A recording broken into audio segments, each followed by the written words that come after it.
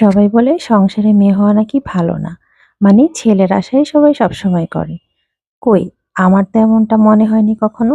এই যে দেখেন আমার মেয়ে এখন কি করছে। মেয়ে কিন্তু মায়ের হাতের কাজটা নিয়ে সে সবসময় করে ফেলার চেষ্টা করে। মেয়েটা বড় হওয়ার পর থেকে সংসারের অনেক কাজ সে আমার হাত থেকে নিয়ে করে ফেলে। বলে যে মা দাও, আমাকে দাও, আমি করে দিচ্ছি। আমার ৩ মেয়ে মাশাআল্লাহ করে এভাবে আমার কাজে প্রত্যেকটা কাজে হেল্প করে, বা ছোটরা যেহেতু এখন অনেক ছোট, সে আমার কাজগুলো খুব সুন্দর বোঝে, মানে বুঝিয়ে বললে সে অনেক সুন্দর করে।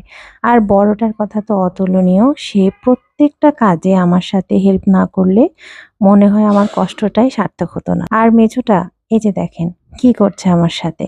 এত ছোট বয়সেও সে মায়ের সাথে টুকটুক করে এই যে সেদিন কিছু সিমের বিচি নিয়ে এসেছিলাম সেগুলোই বাচ্ছিল। তো এই জিনিসগুলো দেখে কি কেউ বলতে পারবে যে মেয়ে আসলে ভালো না? তো যারা মেয়ে নেই তারা তো আসলে আমি বলবো অনেক বেশি এইসব জিনিস থেকে বঞ্চিত হয়ে আছেন।